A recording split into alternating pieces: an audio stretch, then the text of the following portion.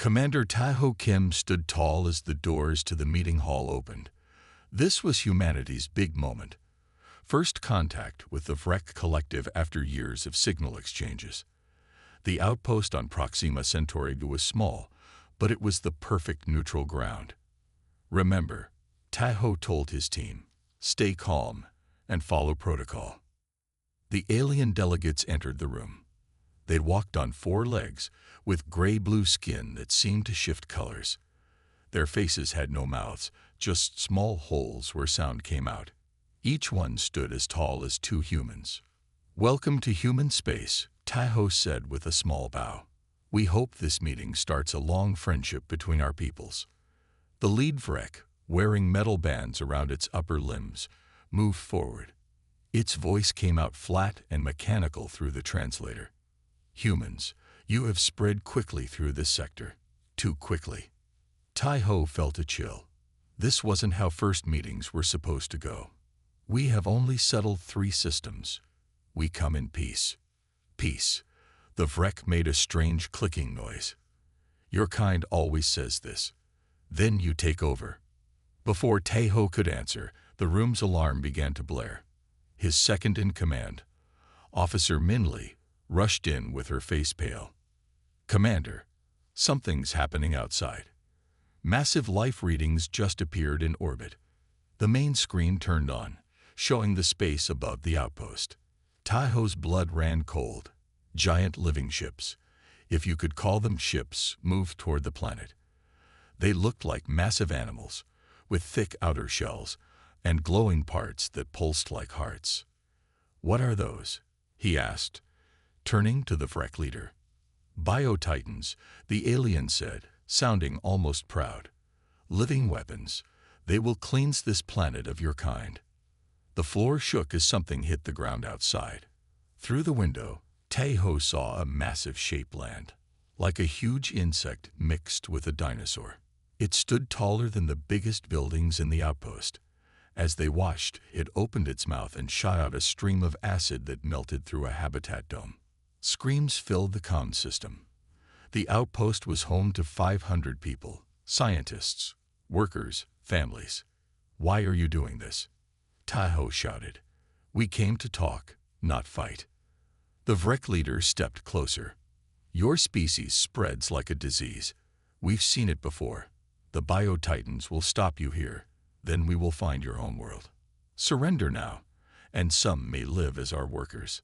Officer Min pulled out her weapon, but the Vrek were faster. 3 of Taho's team fell before he could even reach for his gun. Run, he shouted to the survivors. Get to the ships. They fought their way out of the meeting hall, losing 2 more people. Outside was chaos. 3 Bio-Titans now walked through the outpost, crushing buildings and shooting acid. People ran everywhere, trying to reach the small spaceport.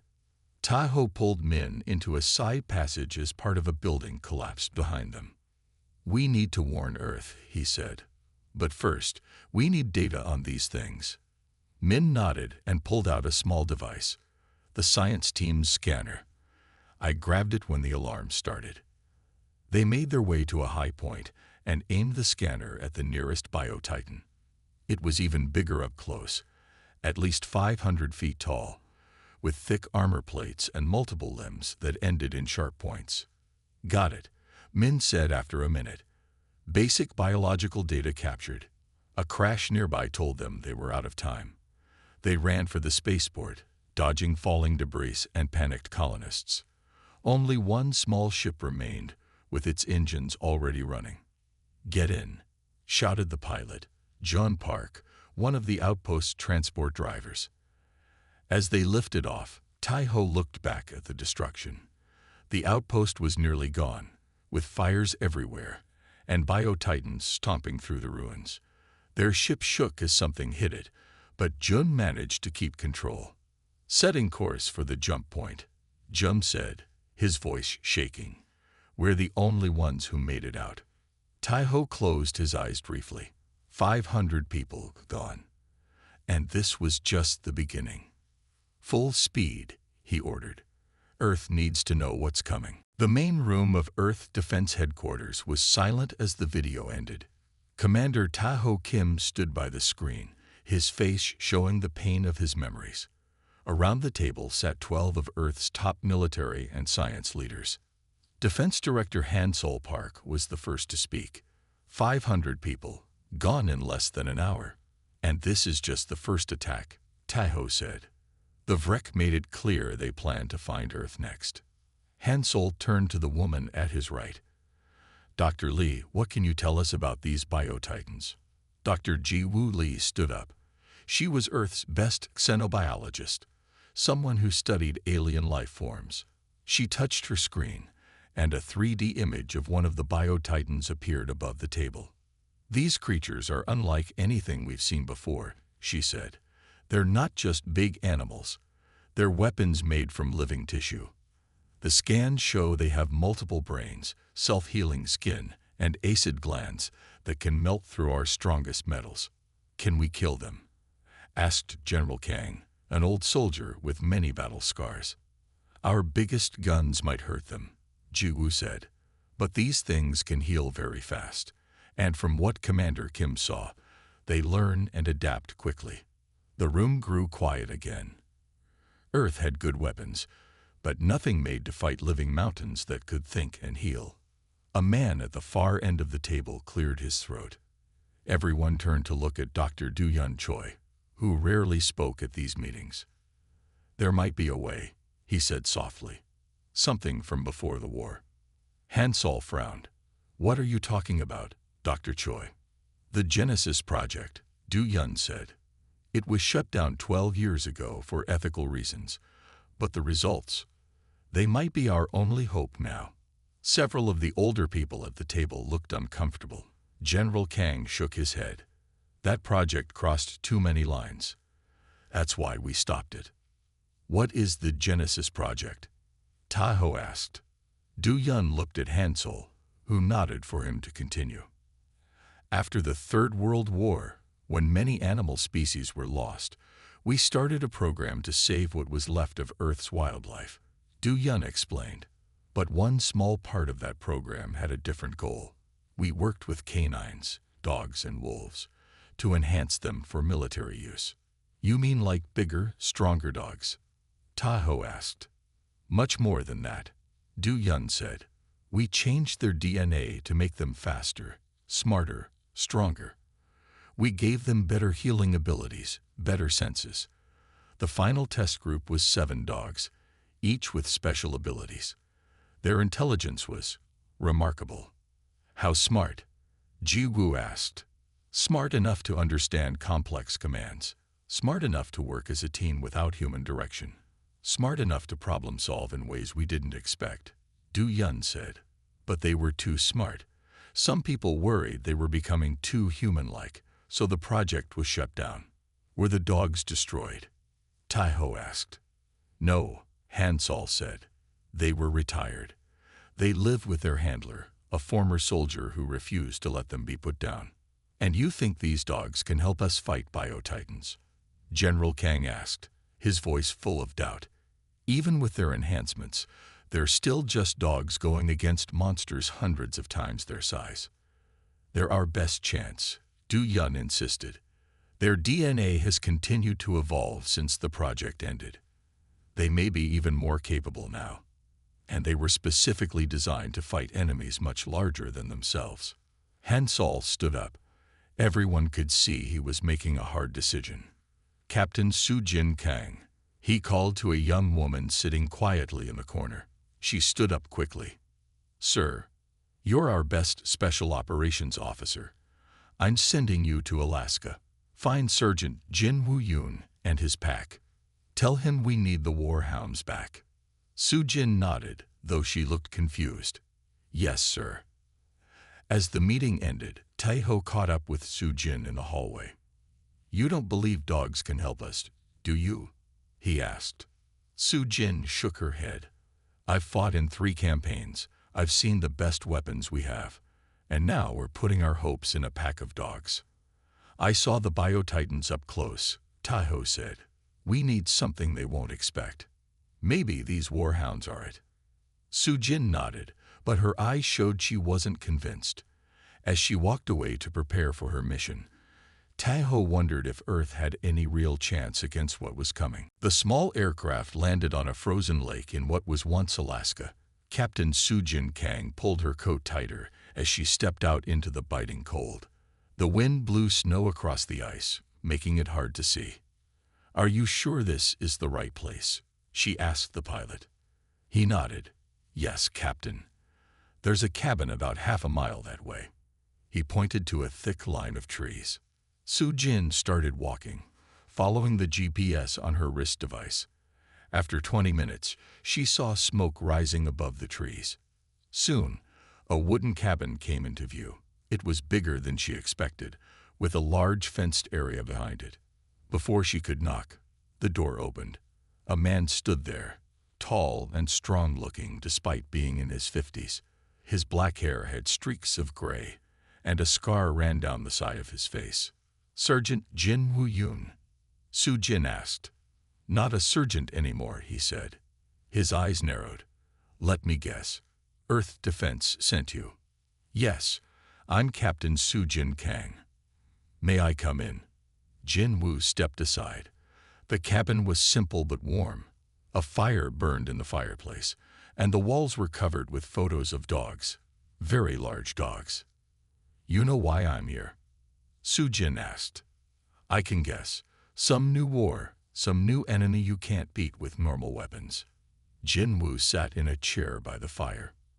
"And now you want my family." "Your family." A low growl made Su-jin turn quickly. In the shadows of the room stood a dog.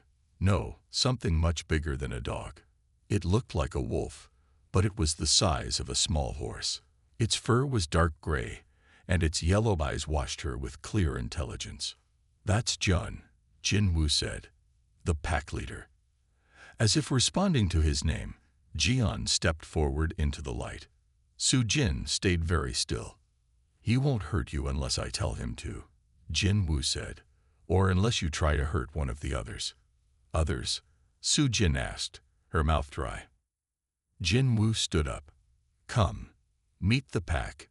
He led her to the back of the cabin and opened a door. They stepped outside into a large fenced area. 6 more massive dogs came running when they saw Jin Woo.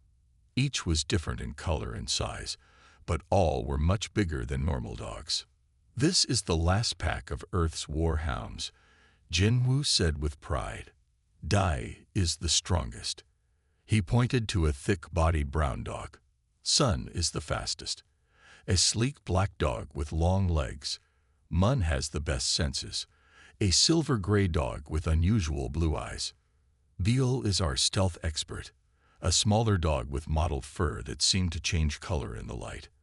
Ha adapts to any situation. A golden brown dog with intelligent eyes. And Baram can run for days without stopping. A lean, muscular dog with a proud stance. And you already met John. He's the smartest. Some days, I swear he understands everything I say and more." Su-jin watched as the dogs moved around them. They didn't act like normal dogs. They seemed to be studying her. "They're amazing," she admitted, "but I don't understand how they can help us." Jin Woo sighed. "What are you fighting?" Su-jin showed him a video of the Bio-Titan attack on her tablet. Jin Woo watched without speaking, but the dogs gathered around too, their eyes fixed on the screen. When it ended, Jian made a low sound in his throat, almost like he was talking. "You see that?" Jin Woo said. "They understand." "Even if they do," Su-jin said, "how can dogs fight those monsters? The Bio-Titans are hundreds of feet tall. These aren't just dogs, Captain. They're weapons designed to take down things much bigger than themselves. Each one has special abilities. Together, they can do things you wouldn't believe." "Will you help us?" Su-jin asked. Jin Woo looked at his pack. "I promised them peace after what they did in the last war. They've earned a quiet life." Jian moved to Jin Woo's side and pressed against his leg. The man knelt and put his hand on the big dog's head. "What do you think, old friend?" One more fight. Jian looked at the tablet, then back at Jinwoo. He made that strange talking sound again. Jinwoo nodded. Pack up your things, Captain. We're coming with you. The lunar military base was the biggest human structure off Earth. Built into the side of a crater, it housed 10,000 soldiers and scientists. Now it also housed 7 very large dogs. This is crazy, Director Hansol said, watching through a window as the Hounds ran through a training course. We're putting Earth's safety in the paws of some big dogs. Watch, Su-jin said. She had spent 2 weeks with the pack now and had seen things she still couldn't believe.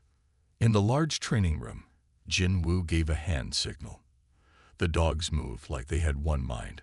Sun, the fastest, ran ahead and jumped over a 15-foot wall. Day, the strongest, smashed through a steel door that would have stopped a tank. Beale seemed to disappear completely, despite the bright lights, only to reappear on the other side of the room. They're impressive, Hansol admitted, but the Bio-Titans are hundreds of feet tall. Dr. Ji-woo Lee joined them at the window. We've been running tests on the pack. Their abilities go far beyond what the Genesis Project records showed. What do you mean? Su-jin asked. Their DNA has continued to change. They heal 5 times faster than normal dogs. They can resist most poisons. And their intelligence. Ji-woo shook her head in wonder. Jian scored higher on problem-solving tests than some humans. Inside the training room, the pack finished the course in record time. Jinwoo gave them each a pat and led them to rest. Have you seen how they talk to each other? Su-jin asked. It's not just barks and growls. It's like they have their own language. They do, Jinwoo said, joining the group. He had heard their conversation. The scientists who made them wanted dogs that could work as a team without human commands. They didn't expect them to develop their own way of talking. A soldier ran up to the group, looking worried. Director, we just got a message from the Mars colony. They're under attack. Everyone rushed to the command center. On the main screen, they saw live images from Mars. A Bio-Titan was walking through the human settlement, destroying buildings. It was smaller than the ones at Proxima Centauri, but still over 100 feet tall. All our weapons are barely hurting it, said the Mars commander through a static-filled call. We need help now. We can send ships, Hansol said, but they'll take days to reach Mars. Jinwoo stepped forward. Send us. What? Hansol turned to him. How? The new fast transport ship, Jinwoo said. It can get to Mars in hours. My pack can handle 1 Bio-Titan. That's insane, Hansol said. We haven't finished testing them yet. People are dying right now, Jinwoo said firmly. My pack is ready. Su-jin stepped forward. I'll go with them. Hansol looked at the screen, then at the dogs who had followed Jinwoo into the room. Jian stared back at him with those 2 intelligent eyes. Fine, Hansol said finally. But this is a test. Show us these Hounds can really fight the Bio-Titans. Within an hour, Su-jin and Jinwoo were on the fast transport ship with all 7 dogs. They sat in the cargo hold, strapped into special seats. Are you scared? Su-jin asked Jinwoo as the ship broke away from the moon. For my pack. Always. Jinwoo looked at each dog. But they were made for this. Fighting things bigger than themselves. Protecting humans. It's in their blood. How will they fight something that big? Su-jin still couldn't imagine it. Jinwoo smiled slightly. The same way humans have always beaten bigger enemies. With teamwork, smarts, and finding the weak spots. Jian made a low sound, and the other dogs responded. They seemed to be making a plan. See that? Jinwoo said. Jian is the real leader here. I'm just the human who loves them. As the ship raced toward Mars, Su-jin watched the dogs with new respect. Maybe, just maybe, these incredible animals could do the impossible. The ship landed at the edge of the Mars colony. Through the windows, Su-jin could see smoke and fire. Buildings were crushed. People ran in all directions, and in the middle of it all walked the Bio-Titan. It's smaller than the ones at Proxima, Jinwoo said, but still big enough to destroy the whole colony. The Bio-Titan looked like a mix between a giant insect and a lizard. It walked on 6 thick legs, had a long tail with a spike at the end, and its skin looked like hard armor. As they watched, it shot a stream of acid from its mouth that melted through a metal wall. "What's the plan?" Soo-jin asked. "First, we need to get those people to safety," Jinwoo said, pointing to a group of trapped colonists. "Then we test what hurts this thing." They left the ship. Jinwoo gave a series of hand signals to the pack. Sun and Vital ran ahead toward the trapped people, while the other dogs spread out around the Bio-Titan. "Let's go," Jinwoo said to Soo-jin. They ran after Sun and Wheel, keeping low and using broken buildings as cover. The colonists were hiding in a half-destroyed dome. The Bio-Titan had blocked their path to the evacuation ships. "We'll create a distraction," Jinwoo told them. "When it moves away, run straight for the ships." He turned to Sun. "Ready?" The sleek black dog made a sound that almost seemed like yes. Then she was off, running faster than Soo-jin thought possible. Sun raced between the Bio-Titan's legs, barking loudly to get its attention. The huge creature turned, trying to catch Sun with one of its legs, but she was too fast, dodging every strike while leading the monster away from the people. "Now," Jinwoo called to the colonists. They ran toward the ships. Meanwhile, the other dogs had moved into position. On Jinwoo's signal, Dai and Baram attacked the Bio-Titan's back legs. Their teeth couldn't break through the armored skin, but the creature felt them and swung around angrily. "They need help," Soo-jin said, pulling out her laser rifle. "Wait," Jinwoo told her. "Watch." Mun, the dog with the best senses, was sniffing around the Bio-Titan's legs. Suddenly, he gave a special bark. Jian, the pack leader, responded with his own call. Immediately, all the dogs focused on the same spot, a small area behind the creature's knee joint where the armor was thinner. "They found a weak spot," Jinwoo said with pride. The dogs attacked in perfect teamwork. Hai and Bleal distracted the front end, while Da, Baram, and Sun hit the weak spot together. They finally broke through the armor, and dark blue liquid poured out. The Bio-Titan screamed, a high, terrible sound that hurt Soo-jin's ears even through her helmet. It swung its tail wildly, catching Mun and sending him flying through the air. He hit a wall hard and didn't get up. "Mun," Jinwoo started running toward his fallen dog. "I'll cover you." Soo-jin fired her rifle at the Bio-Titan's head, trying to keep its attention. The Bio-Titan turned toward her, moving faster now that it was hurt. It opened its mouth, ready to spray acid. Soo-jin kept firing, but she knew she couldn't stop it. Suddenly Jian was there, jumping higher than seemed possible. He landed on the Bio-Titan's head and bit down at the base of its skull. The creature shook violently, trying to throw him off. But Jian held on, digging deeper. Soo-jin noticed something strange. Jian wasn't just biting randomly. He seemed to be looking for something specific. Then she saw it, small bumps under the armor, like nerves or control points. The nervous system. She shouted to Jinwoo, who was checking on Mun. Jian found its nerve centers. Jinwoo nodded and gave a special whistle. The other dogs immediately changed their attacks, going for similar bumps on other parts of the Bio-Titan. Within minutes, the massive creature began to move strangely, as if losing control of its body. It fell to its side, still fighting but growing weaker. Jian held on, his powerful jaws finally breaking through to something important. The Bio-Titan shuddered once more, then went still. As the dust settled, Jinwoo knelt beside Mun, who was badly hurt but still breathing. The other dogs gathered around their fallen pack member. "Will he be okay?" Soo-jin asked quietly. "I don't know," Jinwoo said, his voice tight with worry. But we need to get him back to Dr. Lee right away. They carried Mun to the ship as the Mars colonists came out of hiding, staring in amazement at the dogs who had killed a Biotitan. Back at the lunar base, Jinwoo sat beside Mun's bed in the medical room. The big silver-gray dog lay still, with tubes and machines connected to him.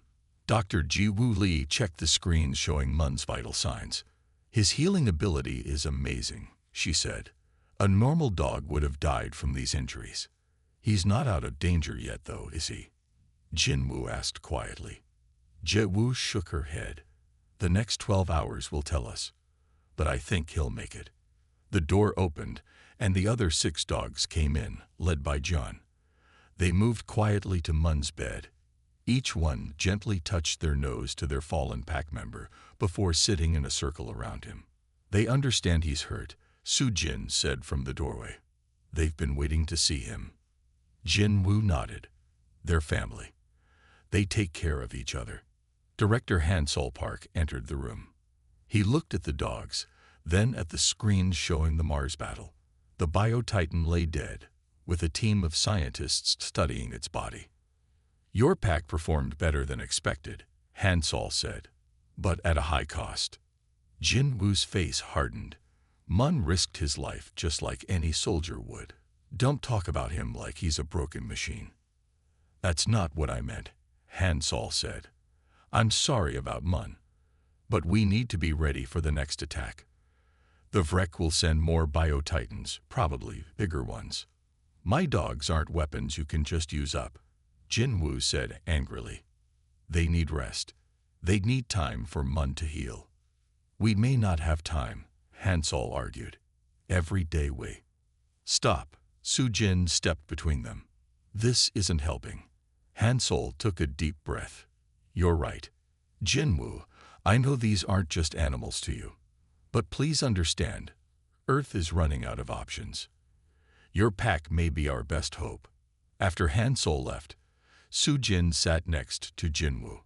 Beol, the stealthy dog with changing color fur, came over and put her head on Soo-jin's lap. Without thinking, Soo-jin began petting her. "You're starting to care about them too," Jinwoo said. Soo-jin nodded. "I didn't expect to. But they're not just smart dogs, are they? They understand so much. More than most humans realize." Jinwoo agreed. "That's why I couldn't let them be used as weapons and then thrown away when the project ended. They deserve better." In another part of the base, Tae-ho Kim and Dr. Do-yun Choi were studying data from the Mars battle. "Look at this," Do-yun said, pointing to a screen. The Biotitan was sending signals back to something, probably the Vrek ship. "Can we use that somehow?" Tae-ho asked. "Maybe," Do-yun said thoughtfully. "I've been working on a neural interface that could help the dogs and humans work better together." "What do you mean?"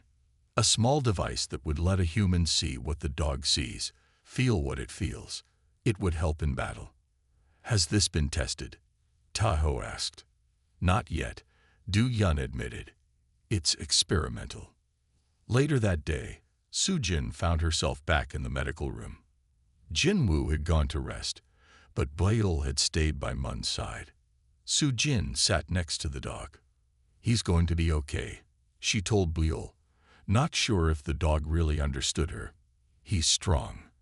Beol looked at her with intelligent eyes and made a soft sound. Soo-jin felt like the dog was trying to tell her something. "I wish I could understand you better," Soo-jin said. From the doorway, Do-yun watched them. "Maybe you can," he said. Soo-jin turned. "What do you mean?" "I've been working on something that might help humans and the Hounds connect better," Do-yun explained. "A neural interface. Like reading their minds?" Soo-jin asked. "Not exactly. More like sharing senses, feeling what they feel. It might help in battle."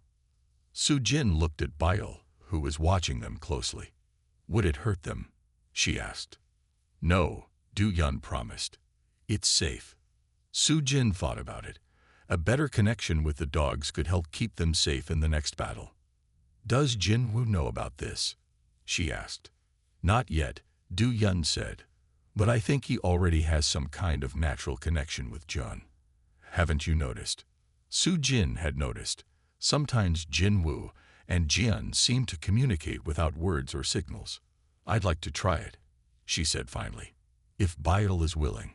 Bile made that soft sound again and pressed closer to Su Jin's side. I think that's a yes, Du Yun said with a smile. 3 Bio-Titans are heading for Earth, Commander Tahoe said. The room fell silent. On the big screen, 3 massive shapes moved through space toward the blue planet.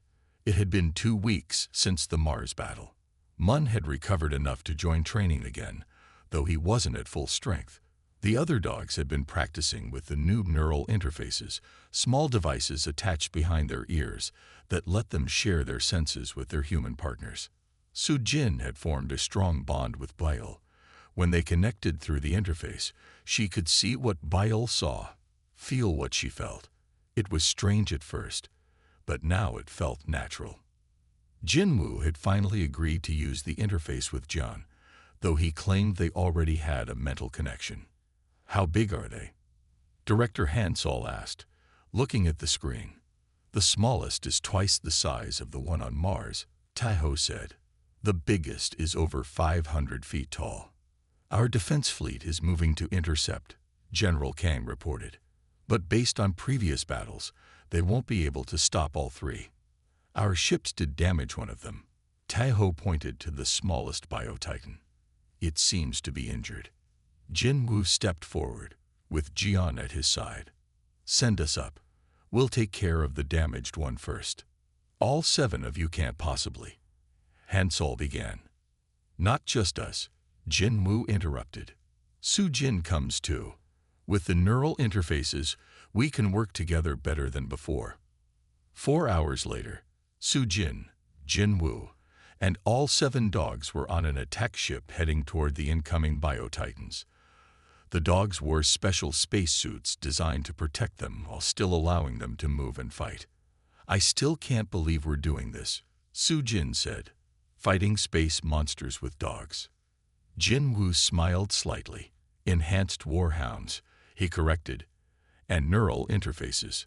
The ship's pilot called back to them.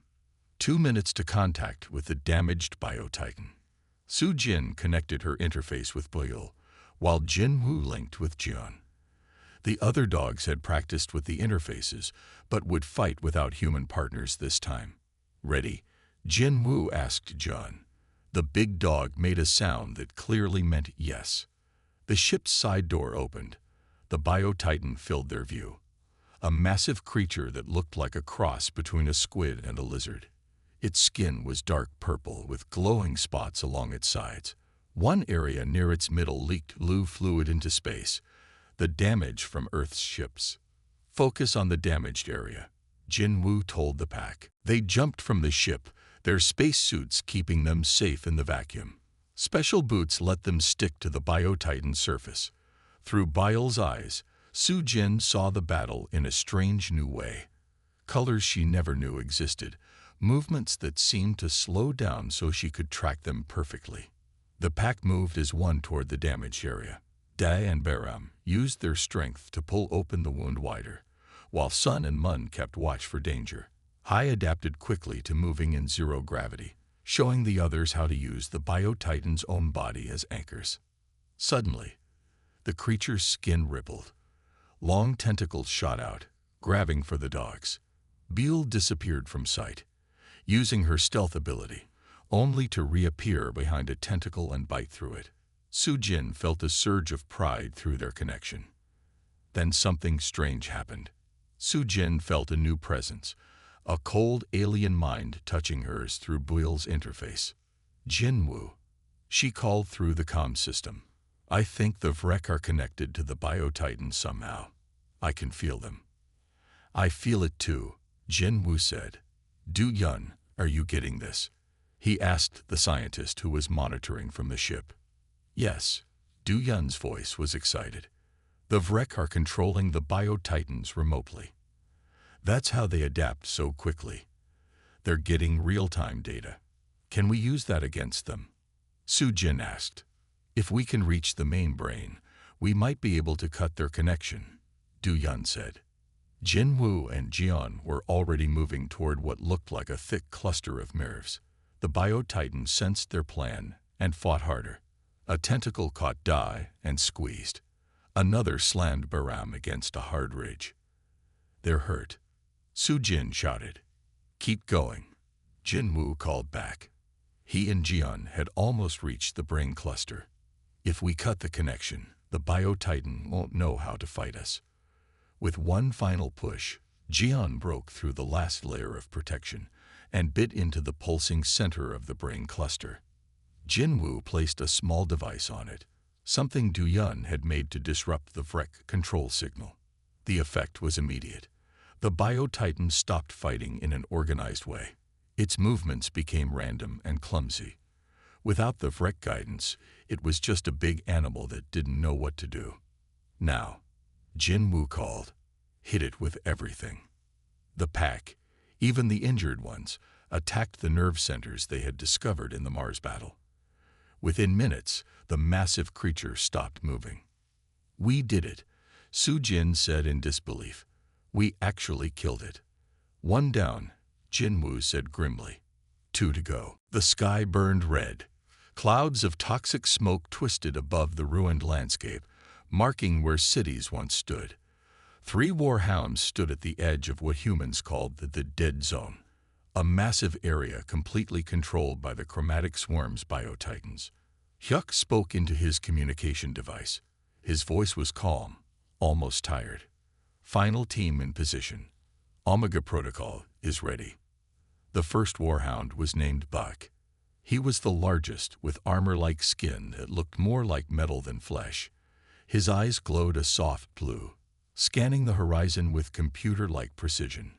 Scars from previous battles covered his body, each mark a story of survival, of fighting when no one else could.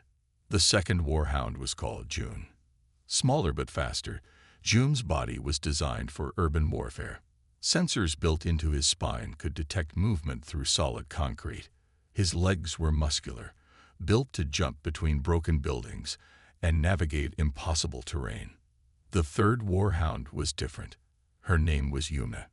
She was the team's communication specialist, with complex electronic systems woven into her very DNA. Where Beck was strength and June was speed, Yuna was intelligence. Her brain could process information faster than any computer humanity had ever created. Target identified. Yuma spoke. Her voice was neither human nor machine, something in between. The primary Bio-Titan cluster sat 5 kilometers away. It looked like a mountain of living metal and organic tissue. Tendrils moved around its base, each thick as a tree trunk, constantly changing shape. Hyuk watched from the remote command center. Behind him, the last humans who could fight watched in silence. They knew this was humanity's final chance. The plan was simple but crazy. The war hounds would not just attack the Bio-Titan cluster. They would infiltrate it, become part of its system, destroy it from the inside. Vake moved first. His massive body began to change. Metallic plates shifted. Biological components reshaped. He was becoming something that could trick the Bio-Titan's defense systems. June prepared the electronic warfare package. Thousands of tiny drone-like devices emerged from hidden compartments in his body. Each one was a weapon, a sensor, a piece of a complex attack strategy. Yuna began broadcasting. Not radio signals, not sound. Something more complex. A language of information that could confuse and break down the Bio-Titan's communication network. The chromatic swarm noticed them. Massive tentacles of biomechanical material began to move. Weapons that could destroy entire cities turned towards the 3 warhounds. But the warhounds were ready. They had been waiting for this moment their entire lives. "All systems go," Huck said quietly. "Good hunting." Bake, June, and Yuna moved as one. Not running, not charging, but sliding between reality and the Bio-Titan's perception. They were hunters. They were weapons. They were humanity's last hope. The final battle had begun. The world was quiet, not peaceful, just quiet. Cuck stood on the broken hill, looking at what remained. Smoke rose from distant places. Some were cities, some were battlegrounds, some were just memories of what used to be. 3 drops of liquid fell to the ground. At first, they looked like water, but they weren't. They were data, information, the last message from the Warhounds. Beck had died first. His massive body had become a weapon that destroyed the Biotitan's main control center. Millions of tiny machines inside him had exploded, sending electronic signals that broke down the alien system from inside. June went next. He had used himself as a bridge, connecting the electronic networks of the Biotitans. His body became a living computer virus that spread destruction faster than anyone could understand. Yuna was the last. She didn't die. She transformed. Her final act was to send a message, not just to humans, to everything that could listen. The research team worked quickly. Director Wong Choi and Daeun Park collected every piece of information they could find. The Warhounds had left behind more than just destruction. They had left a blueprint, a way forward. They weren't just weapons, Daeun said, looking at the complex data streams. They were our future. Survivors began to gather. Not many, but enough. Cities that were once home to millions now held only thousands. But those thousands were different. They had survived something no other humans had ever faced. Children born in the underground shelters looked up at the sky differently. They didn't see space as something empty. They saw it as a battlefield, a place where humanity had fought and won. The chromatic swarm was gone, not just defeated, completely erased. The Warhounds had done more than just fight. They had studied. They had learned. They had found weaknesses that no human scientist could have discovered. CO, the youngest handler who had watched the final battle, began writing reports. Every detail mattered now. Every piece of information could help rebuild. "We are not starting over," Hook told the remaining survivors. "We are continuing. We are adapting." Weeks passed, then months. The first new settlements started to grow.